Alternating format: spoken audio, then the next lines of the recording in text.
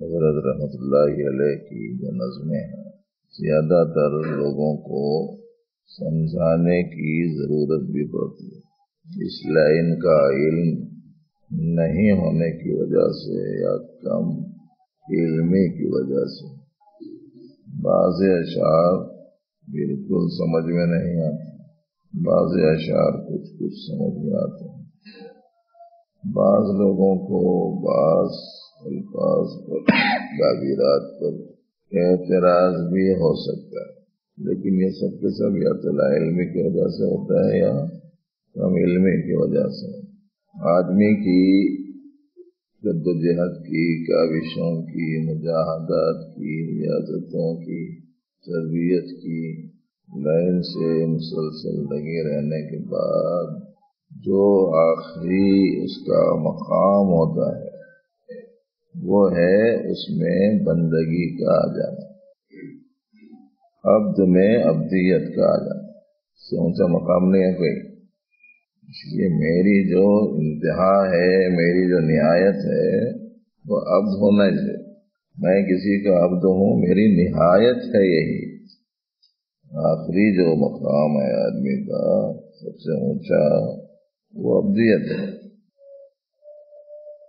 اس واسطے بار بار بتاتے رہتے ہیں کیا بننے کی فکر رہنا، بولے تو یاد ہو گیا نا، پکا سمجھ میں آیا کہ نہیں آیا؟ کیا بننا ہے بولے تو عبداللہ بننا، ہوا میں اڑنے والا بن جانا، پانی پہ تیرنے والا ٹھہرنے والا بن جانا،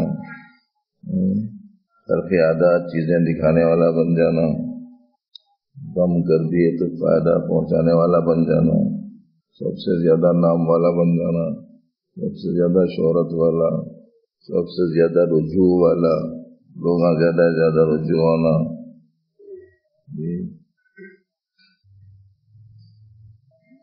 ایسا ہونا کہ لوگ میرا لوہا مان لینا، یہ بننا وہ بننے کے چکر میں مت رہو۔ اچھا کیا بننا ہے؟ بس یہی سے آخری انتہا۔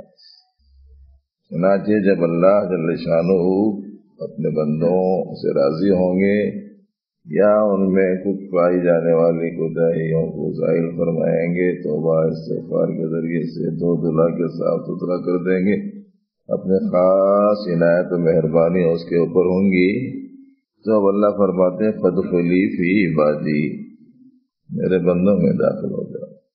اللہ نے اپنے حبیب صلی اللہ علیہ وسلم کو قرآن پاک میں عبداللہ کہا ہے، وَأَنَّهُ لَمَّا قَامَ عبداللہ۔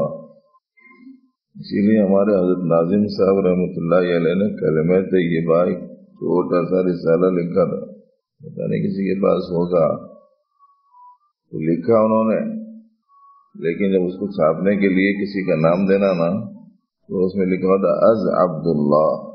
کون لکھے اس کو؟ محمد حسین صاحب ناظم لکھے، کتاب کے اوپر نام کیا تھا؟ از عبداللہ۔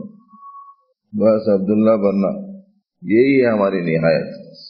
اللہ نے حضرت انسان کو پوری مخلوق میں مکرم بنایا، حتیٰ کہ مسجود ملائک بنا دیا، زمین آسمان چاند سورج کو انسان کے کام میں لگا دیا۔ اللہ تعالیٰ نے فرمایا هو الذی خلق لکم ما فی الارض جمیعا، تم تو ایسے ہیں ہمارے پاس کہ تمہارے واسطے تو ہم زمین بنائے، نباتات بنائے، جمادات بنائے، اشجار بنائے، انہار بنائے، اسمار بنائے، باغات بنائے۔ هو الذی خلق لکم ما فی الارض جمیعا، اللہ وہ ہے جس نے تمہارے واسطے پیدا کیا وہ سب چیزوں کو جو زمین میں ہیں۔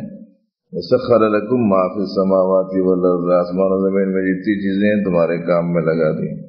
وسخر لکم اللیل والنہار، رات دن کو تمہارے کام میں لگا دیا۔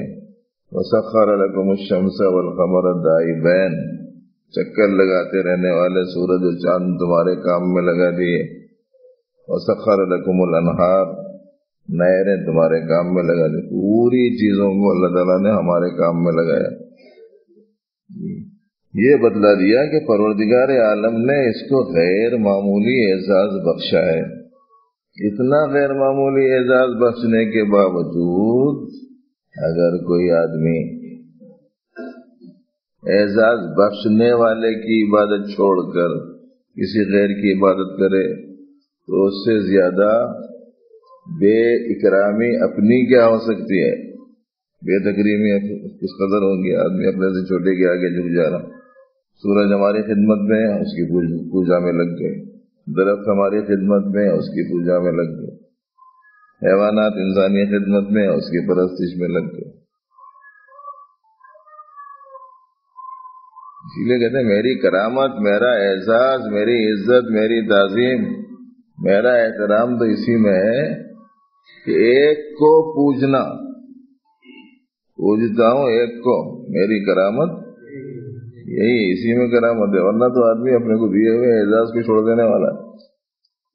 پھر دوسرا یہ کہ پوری کائنات اور اس کی حقیقت پر اس نے نظر ڈالی اور اس کی اصل حقیقت سے آگاہی حاصل کر لی اور حقیقت تک اس کی رسائی ہو گئی، اور اس بے شمار قسم کے اسباب والی دنیا میں آدمی ان میں سے کسی سے بھی نہیں الجھا، بلکہ اس سے اپنا رابطہ رکھا جو اس پوری کائنات کا بنانے والا ہے، تو گویا اس نے ایک ایسا عمل انجام دیا جو کرامت سے کم نہیں، ورنہ ذرا بڑی چیز سامنے آ جائے جھک جا رہے ہیں۔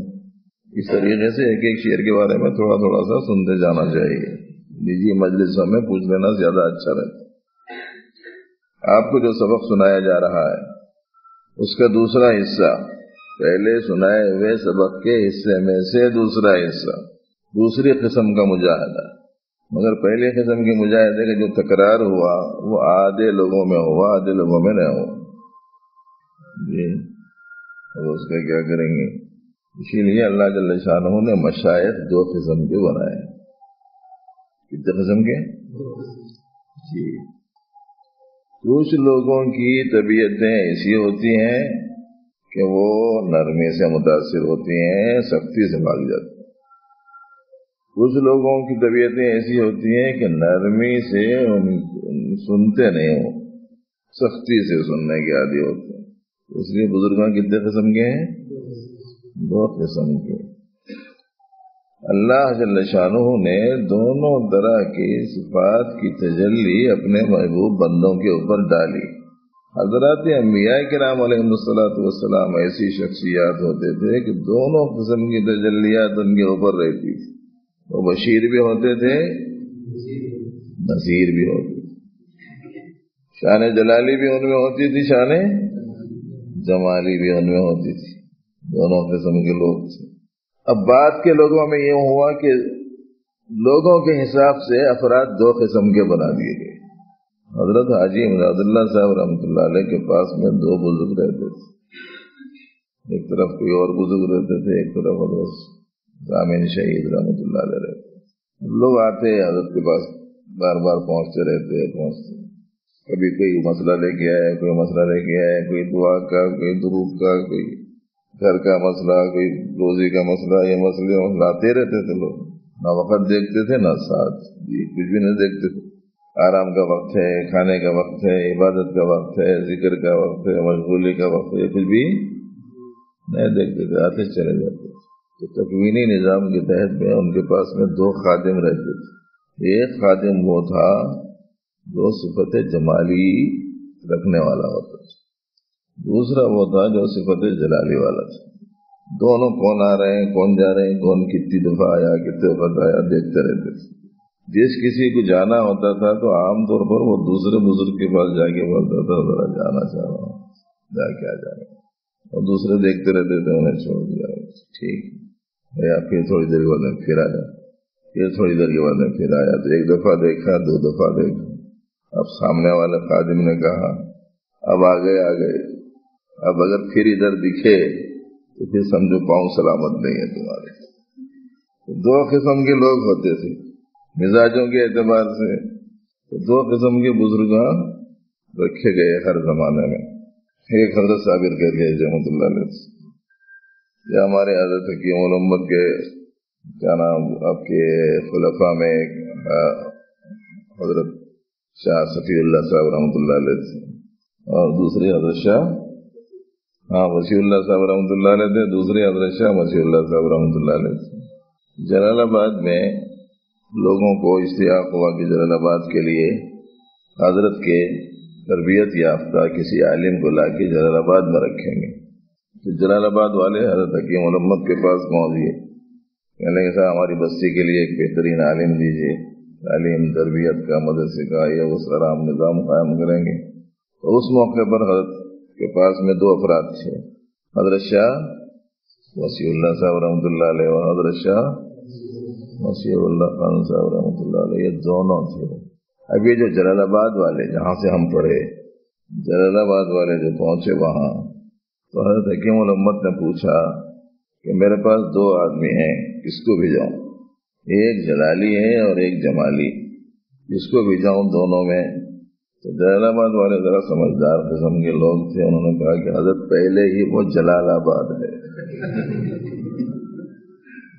اب اگر وہاں اور ایک جلالی آ گیا تو کام پورا خراب ہو جائے گا، اس واسطے کسی جمالی کو بھیجا دیجیے. تو نتیجے میں حضرت مسیح الامت رحمۃ اللہ علیہ کی طرف اشارہ کر کے فرمایا کہ اچھا ان کو لے جاؤ. آپ کو معلوم ہونا چاہیے کہ یہ شروانی خاندان کے بہت اعلیٰ گھرانے سے تعلق رکھنے والی شخصیت ہے. حضرت مسیح اللہ خان صاحب رحمۃ اللہ علیہ کی علی گڑھ وغیرہ کی شاہانہ مزاج، نزاکت، مرفع الحالی، گھریلو حالات کے اعتبار سے بہت اچھی حالت والی. لیکن وہ چھوٹا سا گاؤں ہم لوگوں کے پڑھنے کے زمانے میں، جہاں ہم لوگوں کو پڑھنے کے لیے بلب میسر نہیں تھا مدرسے میں، اور مچھر اتنے بڑے بڑے دیکھ کے خالی آدمی گھبرا جائے. سخت ترین سردیوں میں کوئی سہولت نہیں، سخت ترین گرمیوں میں پنکھا نہیں. ہم لوگوں کے پڑھنے کے زمانے میں جلال آباد کا وہ عالم تھا، جبکہ ہم لوگ حضرت کے اخیر دور میں گئے تھے پڑھنے. وہاں شیخ نے فرمایا کہ ان کو لے جاؤ. شیخ کا حکم تھا تو وہ جا کے وہ گاؤں میں رہ گئے. شیخ کا ادب، احترام، سماعت، ان کا مزاج، ان کے منشے کی تکمیل کا کیسا عنصر پایا جاتا تھا پہلے کے زمانے میں لوگوں. اسی کے نتیجے میں اللہ نے غیر معمولی کام کیا. دنیا بھر میں ان کے تربیت یافتہ، فیض یافتہ لوگ موجود. تو میں یہ چاہ رہا ہوں کہ یہاں آنے والے جتنے بھی رہنا، کوئی ایک مزاج کے لوگ، دو مزاج کے رہیں گے گڑبڑ ہو جائیں گی. یا تو پورے کے پورے نرمی سے سننے والے رہنا، یا پورے کے پورے گرمی سے سننے والے رہنا. اب ایک ہی شخصیت میں نرمی اور گرمی وہ پورے معیار کے ساتھ میں آنا مشکل ہے. ایک صورت یہ کر سکتے ہیں کہ جن کی طبیعتوں میں گرمی سے صحیح بننا ہو، صحیح ہوتا ہو، تو ڈھونڈ کے کسی گرم مزاج کے پاس چلے جانا، یا نہیں تو بھائی جو نظام قائم کیا گیا اس کی پابندی کرو، ورنہ اسباق کے دہرانے میں ہی کافی وقت نکل جائے گا نا. اس واسطے اب میں سبق نہیں دہرا رہا ہوں، دوسری بات سنا رہا ہوں اور اسے سنیے. توجہ کے لیے سنا دیا. یہ بھی توجہ ہو جانا، تھوڑی التفات ہو جانا، تھوڑی فکر ہو جانا، تھوڑا سا وقت تو ہفتے میں وقت کر لیا جائے. وہ وقت میں بھی اگر اپن لوگ پابندی نہیں کر سکے تو پابند بنیں گے تو عبد بنیں گے نا. عبد بننے کے لیے کیا ہونا؟ پابند ہونا ہے نا. پابند ہوں گے پابندی سے. یہ پابندی بھی دو قسم کی رہنا. ایک نوکر ہے، گھر کا ملازم ہے یا دکان کا ملازم، پابندی سے روز آتا مگر چھٹنے کے ٹائم پہ آ رہا. ٹھیک ہے، صحیح نہیں ہے نا.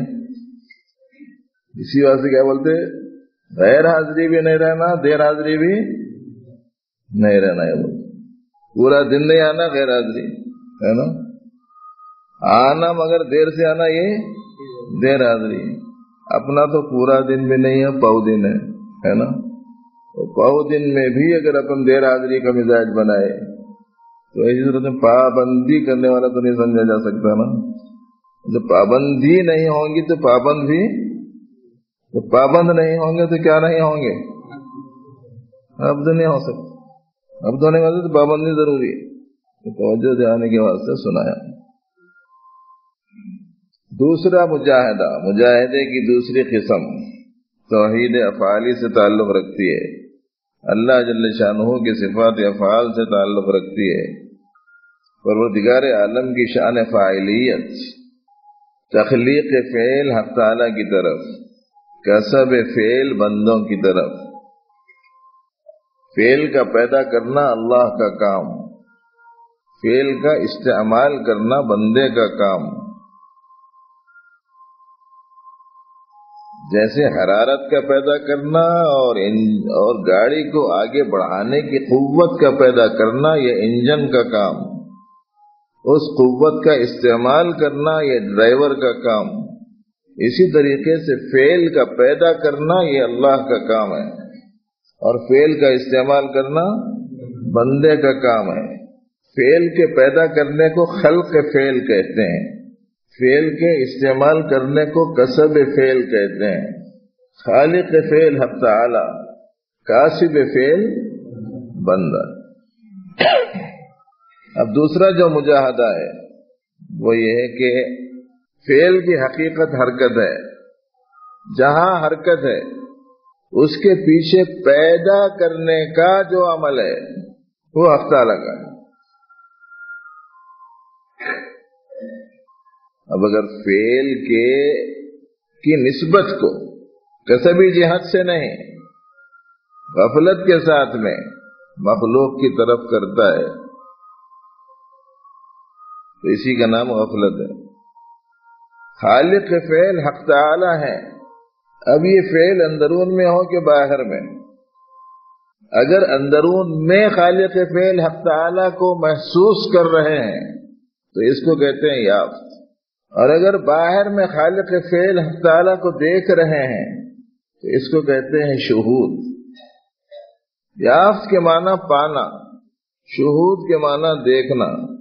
ابھی آپ نے نظم سنی، دیکھنا پانا، دیکھنا پانا خدا کو انفس و آفاق میں۔ اشارے سمجھ میں آ رہے ہیں؟ میری عادت ہے یہی، میری عبادت ہے یہ، عادت ہے، استظہار کا کیا عالم تھا، یاد کی کیا کیفیت تھی۔ اس مقام کا سخت ترین گناہ غفلت ہے، اور اس مقام کی عظیم الشان سعادت یاد ہے۔ اب اس کا مجاہدہ کرنا ہے۔ کسے کہتے ہیں مجاہدہ؟ وہی پہلی تعریف یاد رکھنا، غفلت پر یاد کو غالب کرنا۔ غنیمت ہے غالب کرنا، بلکہ بولے ہمارے کابر بڑے لوگ، غفلت کو غائب کرنا نہیں بولے، ورنہ تو مشکل ہو جاتی تھی اپن لوگوں، ہے نا؟ غفلت ہونا ہی نہیں ہے، نہیں بولے، ہم کہتے ہیں کہ یاد کو غالب کر لو۔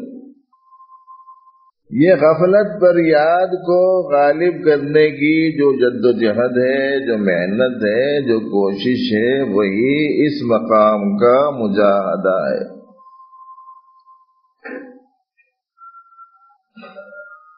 اس مقام کے مجاہدے کا ثمرہ کیا ہے؟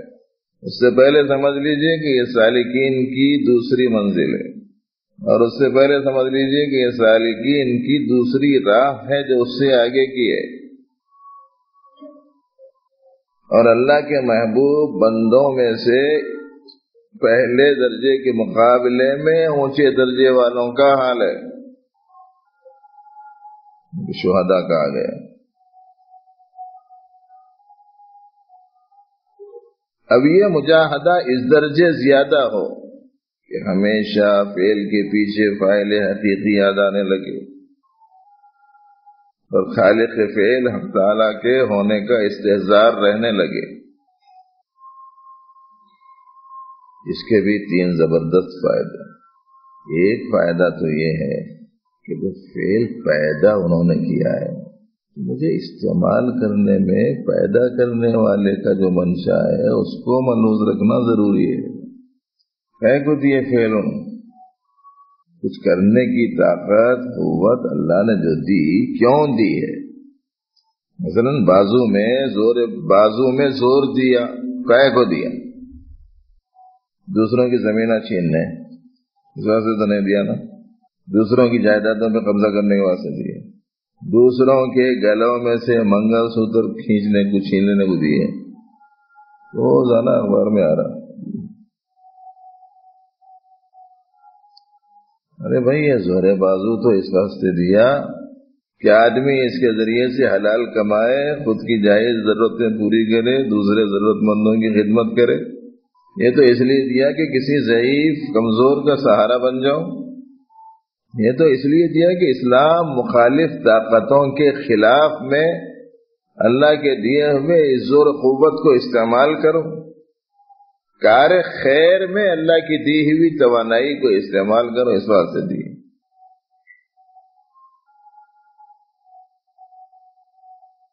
کمزور بیوی پر ظلم و ستم، مار پیٹ، عجیب عجیب واقعات سننے میں آتے ہیں۔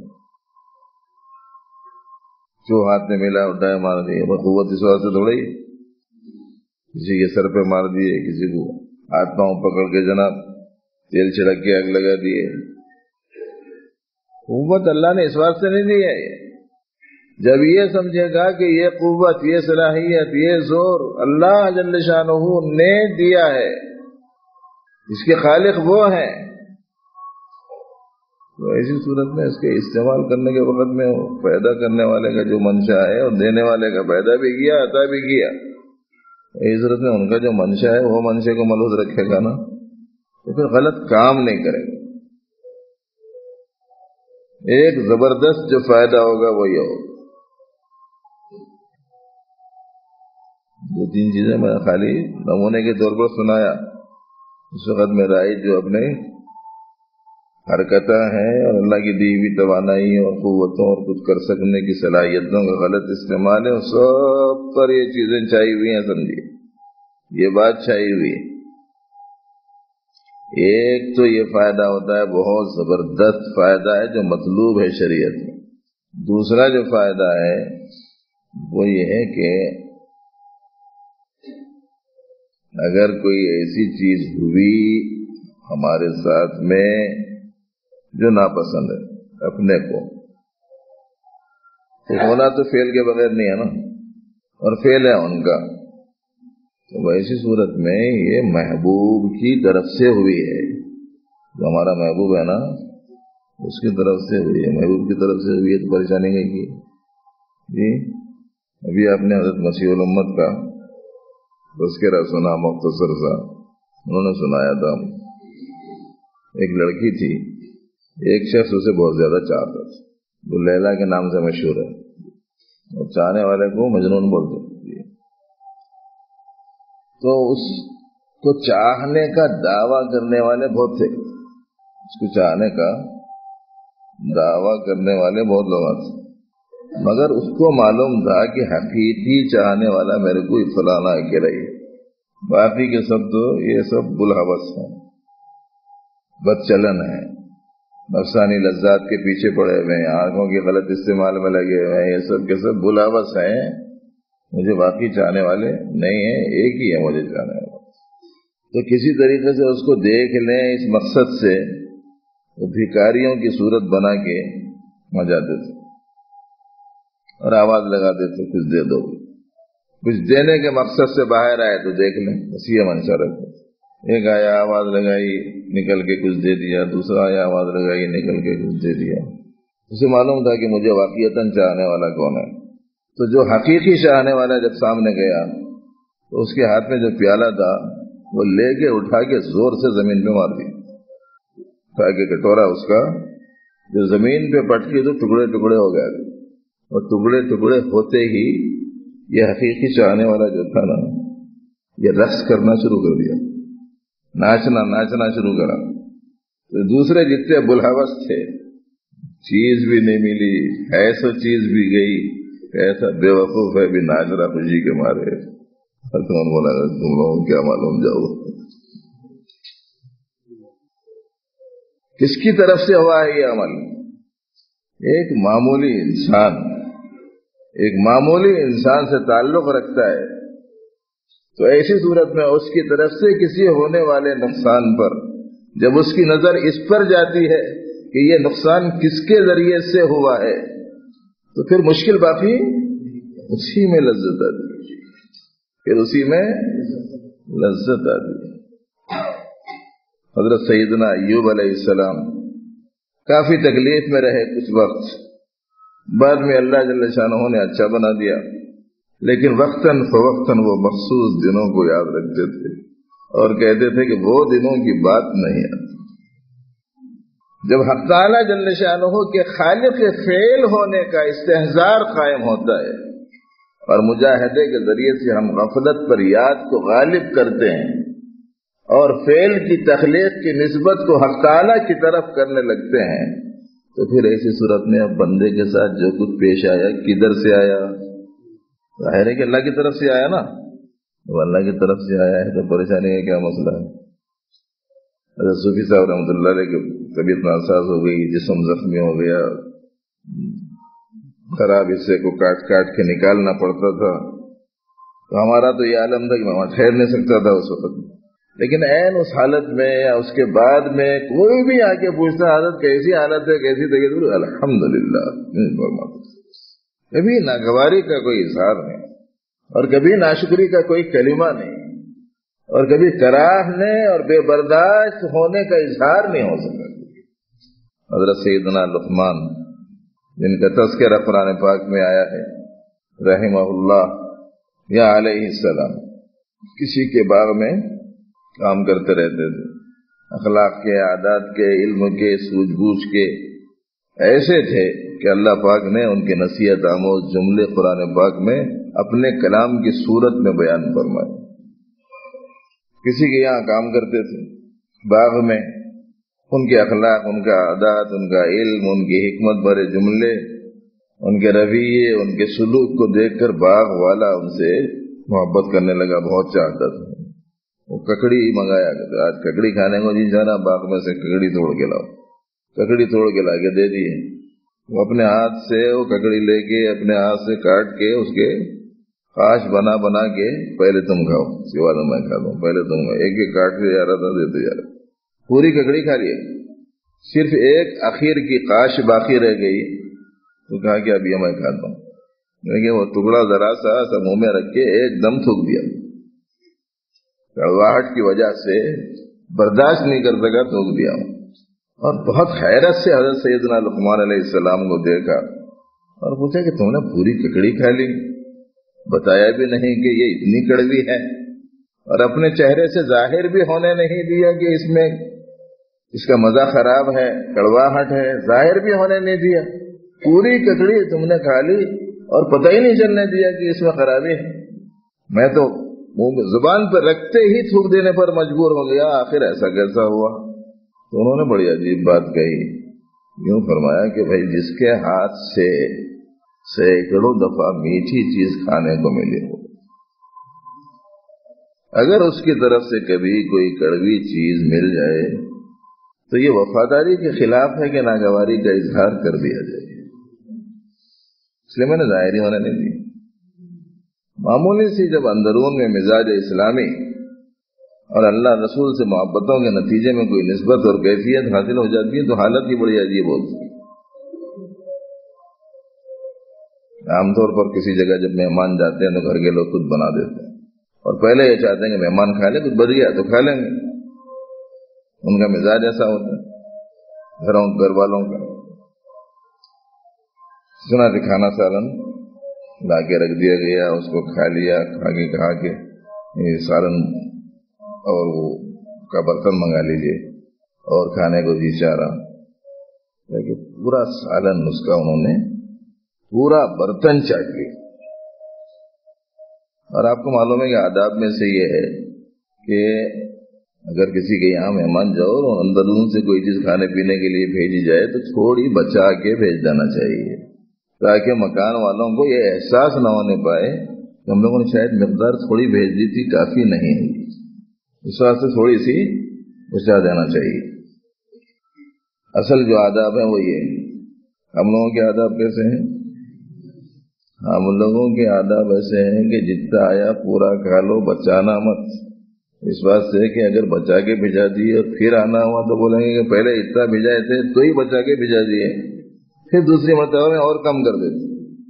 اس واسطے پورا صاف کر کے بھیجو. یہ ہمارے آج کل کے آداب چل رہے.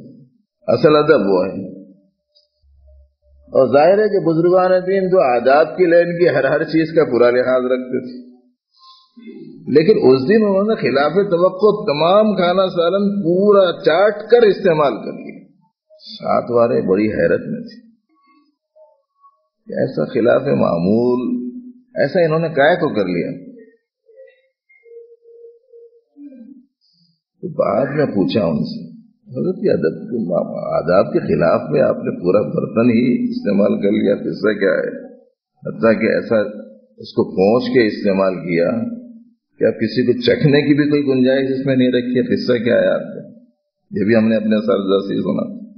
تو انہوں نے فرمایا کہ بات یہ ہے کہ سالن کڑوا ہو گیا تھا.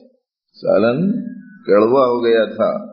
اب اگر ہم اپنے معمول کے حساب سے کھا کے چلے جاتے، اس کے بعد میں گھر والے اس کو چکھتے اور اس کی کڑواہٹ کو محسوس کرتے تو ان لوگوں کو بڑی شرمندگی ہوتی کہ ہم نے کھانا کیسا کھلا دیا. اس شرمندگی سے بچانے کے واسطے میں نے گنجائش ہی نہیں رکھی کہ ان کو پتہ چل سکے کہ بنا کیسا تھا.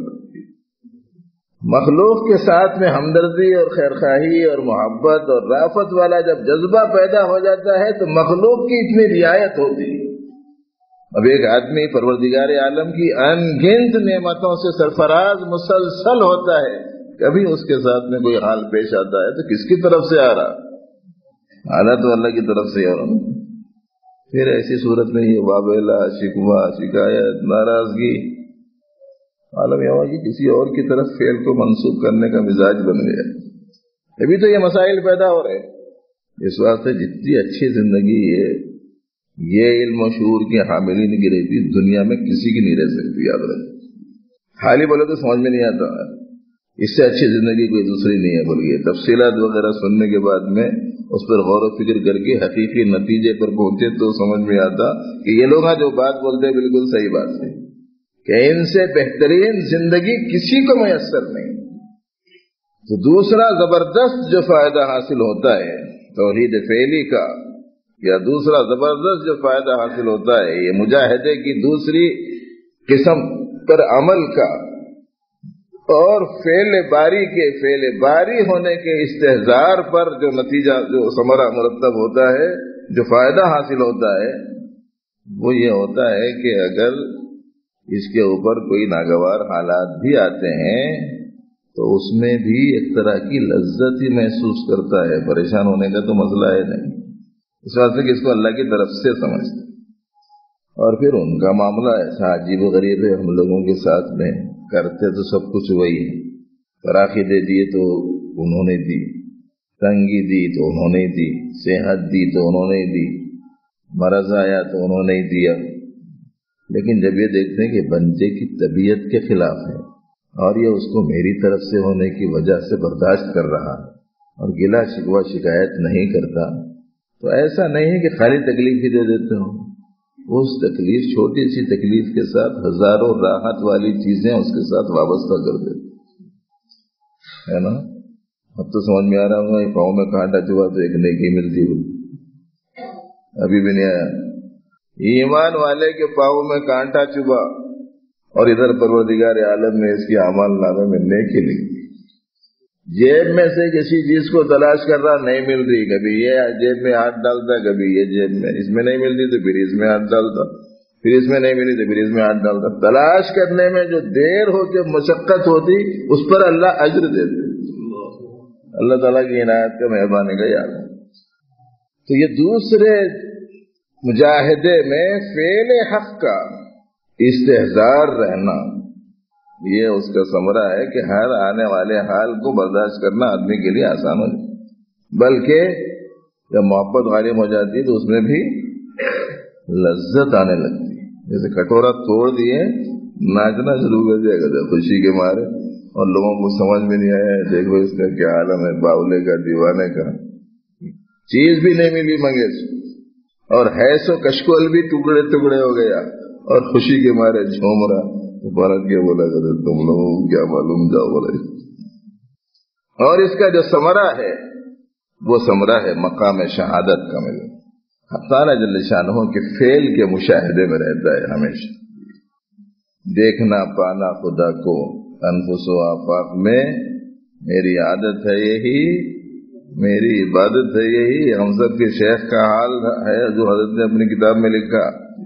اور اس کی اہمیت سمجھاتے ہوئے ایک دوسری جگہ ارشاد فرمایا، تیری یافت اور شہود پر میری زندگی کا ثبات ہے، تیرا وصل میری حیات ہے، تیرا فصل میری ممات.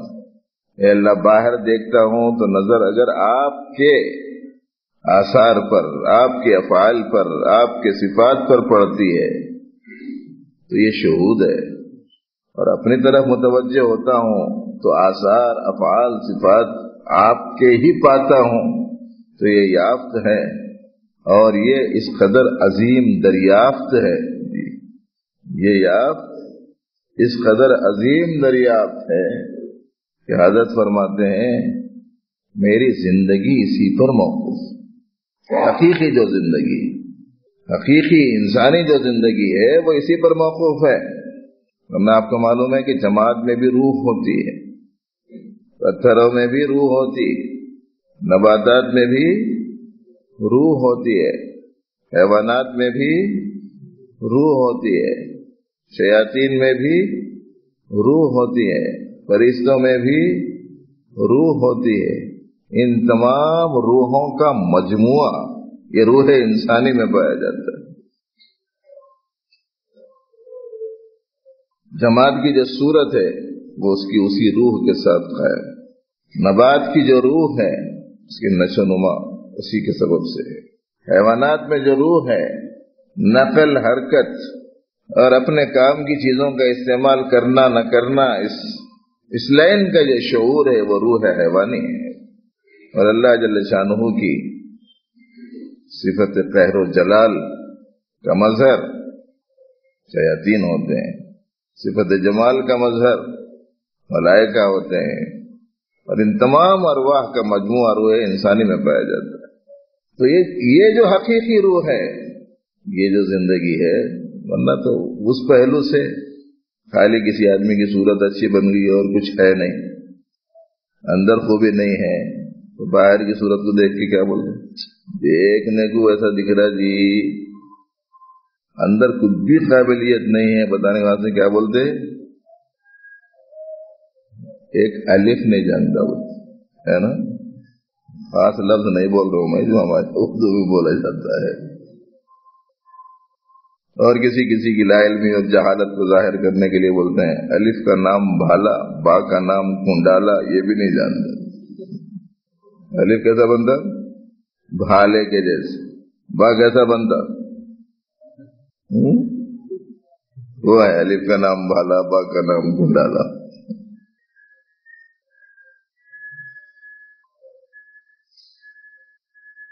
ہمارے بچوں کو اردو محاورے بھی نہیں معلوم ہے نا، سے معلوم ہے تو بہت محظوظ ہوتے اندر سے لوگ. خالی صورت تو اچھی سے اچھی صورت بعض پتھروں میں پائی جاتی ہے، اسی کے دیکھتے ہی اس کو اٹھا لینے کو جی چاہے. کیا کرتے خالی ویسی صورت لے بڑھنا تو نباتات میں پایا جاتا ہے نا. ایک جگہ سے دوسری جگہ جانا، اپنے فائدے کی چیزیں لینا، اپنے نقصان کی چیزوں سے دور رہنا، یہ تو حیوانات میں ہی پایا جاتا. برائیوں کا کرتے رہنا یہ تو خالی شیطانی مشغلہ ہے. کبھی کبھار نیکیوں کا کر لینا یہ تو فرشتوں کا صفت ہے. ان سب سے آگے مظہر مولا بننا، لاکھ تعویلیں کرے کوئی خلافت کی مگر مظہر مولا ہوں میں، میری خلافت ہے. یہ اللہ جل شانہ کی صفات کا برتو اور مظہر ہے حضرت انسان، بشرطے کہ اسے انسانی زندگی حاصل ہو، روح انسانی اسے میسر ہو. بہت بڑی چیز. مسجود ملائک جب بنا ہے تو سوچنا چاہیے کہ پروردگار نے کیا کیا نہیں رکھا ہوگا. فرشتوں نے حضرت آدم کو سجدہ کیا. ظاہر ہے کہ وہ سب کے سب اندرون کی خوبیوں سے تعلق رکھنے والی چیزیں ہیں، ورنہ ڈھانچہ، یہ ڈھانچے میں تو دیگر بہت ساری مخلوقات کئی پہلوؤں سے کافی بڑھا ہوا درجہ رکھتی ہیں. البتہ مخصوص جو ساخت ہے حضرت انسان کی کہ اس کے سر کو اللہ نے بالکل سب سے اونچا رکھا اور اس کو اپنا کلام عطا فرمایا، تمیز عطا فرمائی، عقل نصیب فرمائی، یہ امتیاز ہے اس کا دیگر ہے مخلوقات سے۔ علم کی وہ صلاحیت کہ فرشتے بھی کہنے لگے کہ واقعی ہم کو تو صرف اتنا ہی معلوم ہو سکتا ہے جتنا آپ نے سکھایا ہو، بس آگے کوئی علمی چیزیں پیش کی جائے ہم اس کو اخذ کر سکے ایسا نہیں ہو سکتا۔ تو حضرت انسان میں پائی جاتی ہے، اور اس کے نتیجے میں جو آدمی آگے بڑھتا ہے بڑھتا رہتا ہے تو ابھی تو بالکل اپن لوگ ابتدائی مراحل میں، ابتدائی دائروں میں چل رہے ہیں، بڑھتے عرش تک رسائی ہوتی ہے، اور پھر اس کے بعد میں عرش سے اونچائی کی جو رسائی ہے وہاں نہ زمان ہے نہ مکان ہے، کچھ بھی نہیں ہے نا وہاں۔ جی بڑھ رہا ہوں توڑ کر قید زمان قید مکان، میری ہمت ہے یہی، میری شجاعت ہے یہی۔ پرواز ایسی ہوتی تھی ہمارے اکابر کی، ہمارے اسلاف کی۔ ہم لوگ ایسی چھوٹی چھوٹی چیزوں میں ایسا پھنسے رہے کہ اس سے نکلنے کو تیار ہی نہیں ہونے۔ تو دوستو یہ دوسری قسم کا جو مجاہدہ ہے، اس میں جہاں کہیں فعل دیکھیں آپ، خالق کے فعل ہونے کا استحضار قائم کریں حق تعالیٰ کے بارے میں۔ اگر یہ یاد نہیں رہتا تو اس کا نام غفلت ہے، یاد رہتا ہے تو اس کا نام یاد ہے۔ اور غفلت اور یاد چل رہی ہے تو محنت اور کوشش اس بات کی کرنا کہ یاد غالب ہو جائے غفلت پر، اس کوشش میں لگے رہنا، یہ مجاہدہ ہے۔ اس مجاہدے کے نتیجے میں جو چیز حاصل ہوگی وہ تین چیزیں آپ کو سنائی گئی۔ ایک یہ کہ فعل کا استعمال جو اللہ نے دیا ہے، فعل جو اللہ نے آپ کو دیا ہے اس کا استعمال صحیح کریں گے۔ دوسرے یہ کہ اپنے ساتھ میں جو احوال پیش آ رہے ہیں انہی کے فعل کے نتیجے میں پیش آ رہے تو سہنا آسان ہو جائے گا۔ اور تیسرا جو زبردست فائدہ ہے وہ ہے مقام شہادت کا ملنا۔ یہ شہادت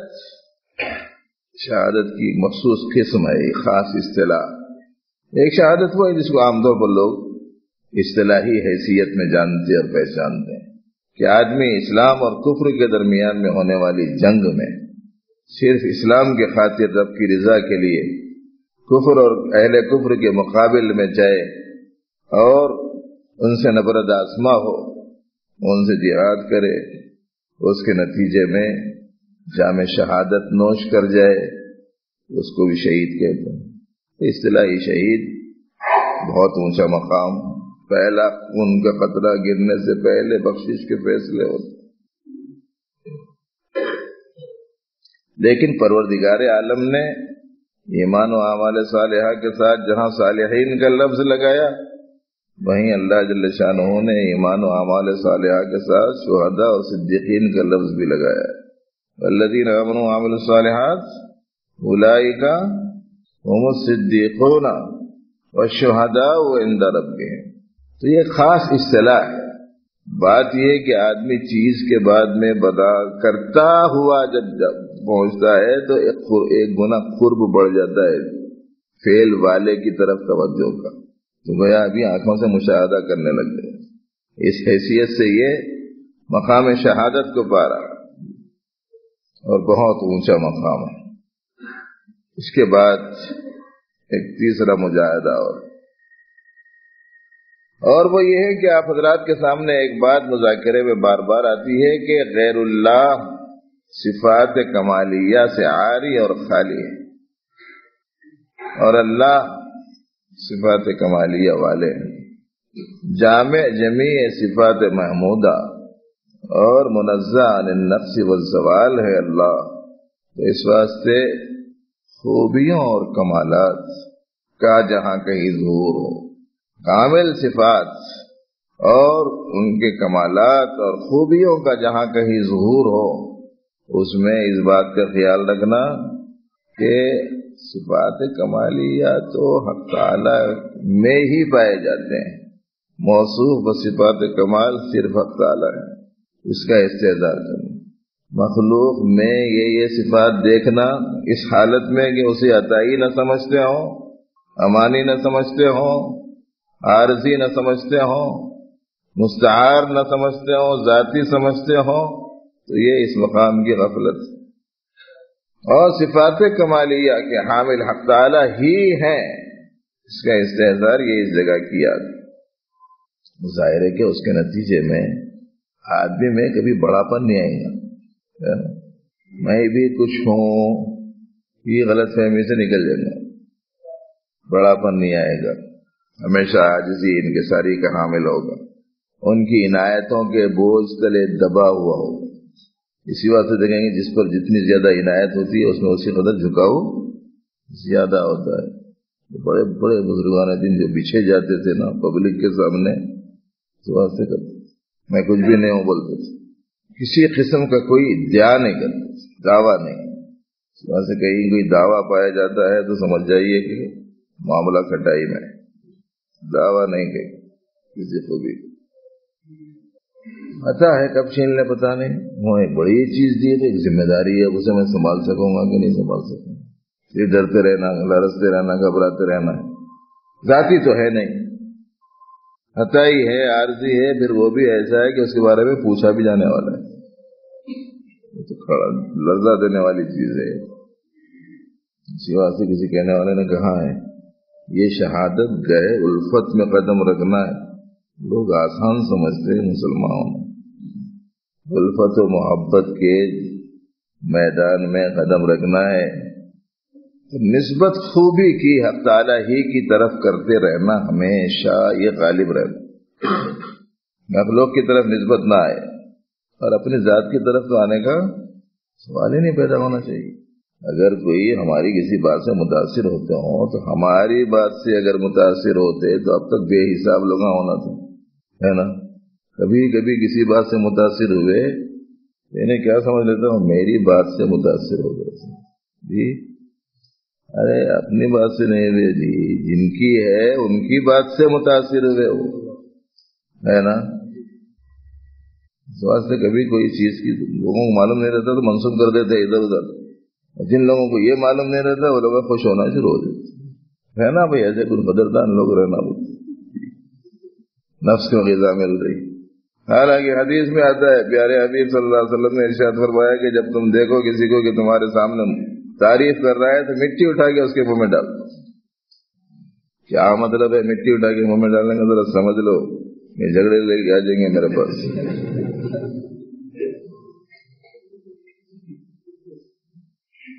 کسی صاحب نے کسی صاحب سے کچھ کہہ دیا، اچھی بات کہہ دی، تعریف کر دی صاحب نے، جھٹ وہ صاحب گئے مٹی مٹھی میں اٹھائے اور پکڑ کے اسے منہ میں ڈال دی۔ جھگڑا ہوگا کہ نہیں ہوگا؟ کیا مطلب ہے اس کا سمجھو آپ اچھی طرح، بات پوری بھی سننا اور سمجھنا بھی پوری، کبھی پوری نہیں سنے تو بھی گڑبڑ ہوتی، کبھی نہیں سمجھے تو بھی گڑبڑ ہو جائے۔ نہیں سننے کی مثال دو، جماعی کو جماعی سننا، صاحب تقریر کرتے ہوئے بولے تو بھائی جماعی آئے تو استغفر اللہ بولو،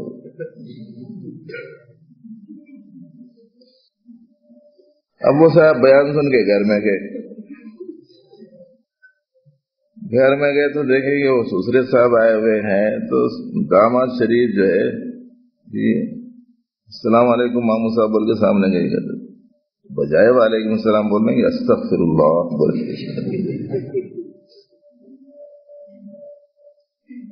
بس پھر کیا تھا، پیش آ گئے اپنی بیوی سے، یعنی ان کی بیٹی سے کہنے لگے کہ یہ کیا ہے، کیا بد اخلاقی ہے، کیا رویہ ہے، کیا سمجھے انہوں آخر ایسا، استغفر اللہ کس بنیاد پہ پڑے؟ انہوں پوچھے کہ کئی کے واسطے بولے، ویسا بچی پوچھی کئی کے واسطے بولے، ادھر ساس بھی فکر مند ہو گئی کہ یہ کیا ہوا کہ داماد شریف ناراض ہو گئے۔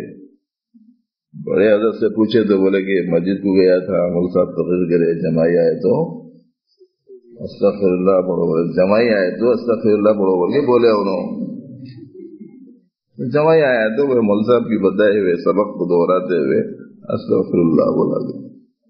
برابر نہیں سنے تو ایسی گڑبڑ ہوتی، برابر نہیں سمجھے تو جا کے مٹی اٹھا کے لا کے منہ میں ڈال دیں۔ اس واسطے سمجھو اچھی طریقے سے، اس کے کہنے کا جو مطلب بیان فرمایا گیا ہے وہ یہ کہ جب منہ میں کوئی چیز رکھ دی جاتی ہے تو پھر ایسی صورت میں آدمی بات نہیں کرتا ہے، اور ظاہر ہے کہ ایسی صورت میں جو تم کو بڑا نقصان ہو رہا ہے تعریف سننے کے نتیجے میں نفس کے پھولنے کا، وہ موقع کو ختم کرنے کے واسطے کوئی معمولی سی چیز دے دو جس کی حیثیت مٹی جیسی ہوتی ہے، زبان بند ہو جائے اس کی۔ شاعرہ کہہ کے واسطے اشعار پڑھتے تھے، بادشاہوں کے سامنے جا کے شاعرہ جو اشعار پڑھتے تھے کہہ کے واسطے پڑھتے تھے، کچھ تو انعام ملنا بول کے پڑھتے تھے، کچھ دے دیا تو چلے جاتے تھے۔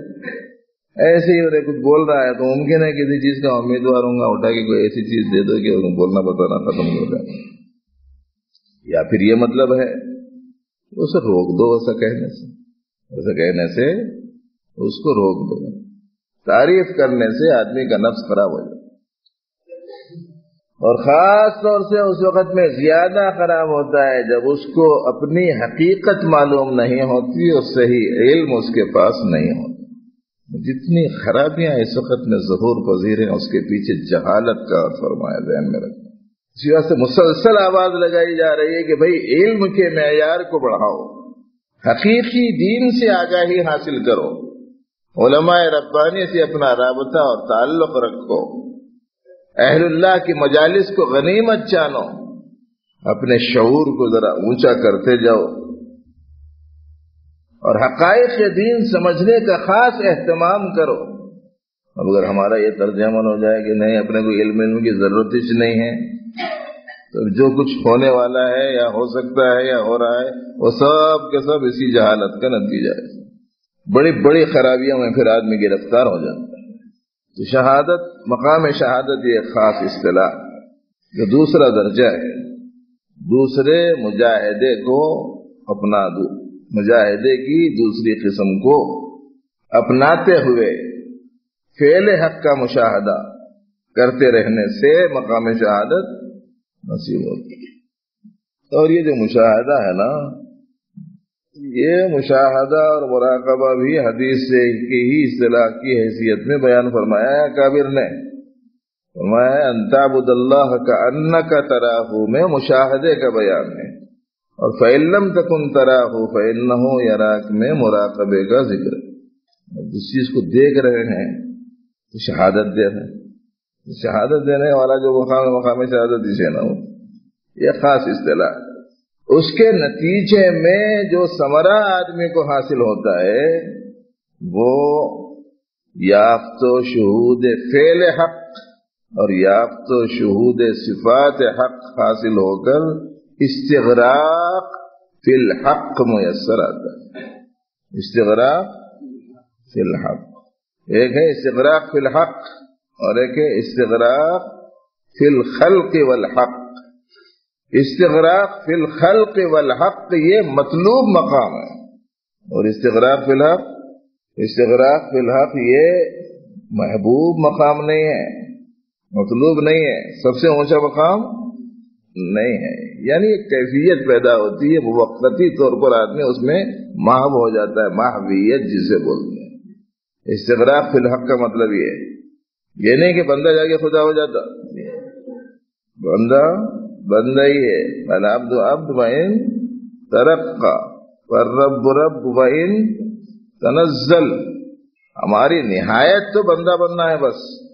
اس واسطے استغراق فی الحق کا کیا مطلب ہے کہ یہ محویت وقتاً فوقتاً آتی رہتی، اور کبھی کبھار تو خود نبی رحمت صلی اللہ علیہ وسلم سے بھی یہ حالت ثابت۔ جیسے پوچھا تھا بی بی عائشہ سے، بی بی عائشہ نے پوچھا جانے پر، بی بی عائشہ سے حضور نے پوچھا کون ہے تم؟ عائشہ ہوں۔ کون پوچھا کہ عائشہ کون ہے؟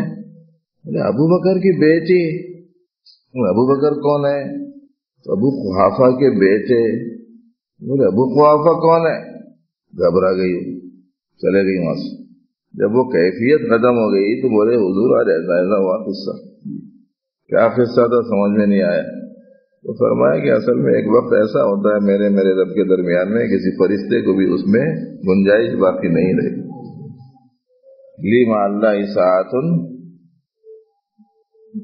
کے بعد یہ مفہوم بیان فرمایا گیا ہے کہ اس میں میرے پروردگار کے درمیان میں ایک ایسا وقت ہوتا ہے کہ اس میں کسی مقرب فرشتے اور نبی مرسل کو کوئی گنجائش نہیں ہوتی۔ اس کو کہتے ہیں محویت. اور ہر سالک پر سکر و سہو چلتا رہتا ہے. سہویت محویت آتی رہتی ہے. ایسی محویت کہ جس کے نتیجے میں منشاء ربانی کی تکمیل نہ ہو، یہ محمود مقام، پسندیدہ مقبول مطلوب مقام نہیں، مگر یہ کیفیت حاصل ہوتی ہے کہ آدمی کو ایک خاص قسم کی ایک محویت کا اثر اس کی طبیعت پر وقتاً فوقتاً غالب ہو جاتا ہے. ایسے وقت میں تھوڑا سا نگرانی کی ضرورت پڑتی ہے، کسی کے زیر نگرانی رہنے کی ضرورت پڑتی ہے. کوئی پھر کھینچ کے لاتا وہاں سے، جاؤ نہیں چلے گیا تھا تو پھر صحیح رہتا، انہیں تو آؤٹ ہو جاتا. بہرحال پروردگار عالم کی ہمیشہ یاد اس طریقے سے اس کے دل دماغ پر غالب ہو جاتی. بہت زبردست ثمرہ ہے اس کا. اور آخری درجے کی ایک مجاہدے کی قسم ہے جو استغراق فی الخلق والحق سے متعلق ہے. یا نہیں، استغراق نہیں، یافت شہود خلق و حق.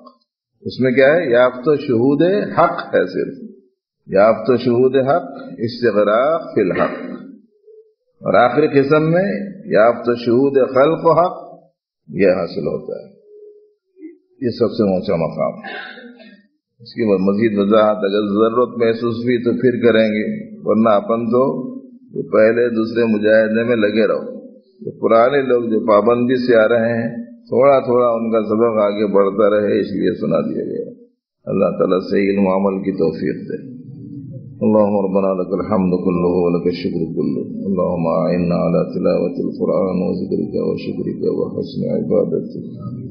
اللهم أحسن عاقبتنا في الأمور كلها وأجرنا من خزي الدنيا وعذاب الآخرة ونعوذ بك من مضلات الفتن ما أحييتنا. اللهم اجعل حبك أحب الأشياء إلينا واجعل خشيتك أخوف الأشياء عندنا واقطع عنا حاجات الدنيا بالشوق إلى لقائك. وإذا أقررت أعين أهل الدنيا من دنياهم فأقرر أعيننا من عبادتك. وصل وسلم وبارك على سيدنا محمد وعلى آله وصحبه أجمعين. الحمد لله.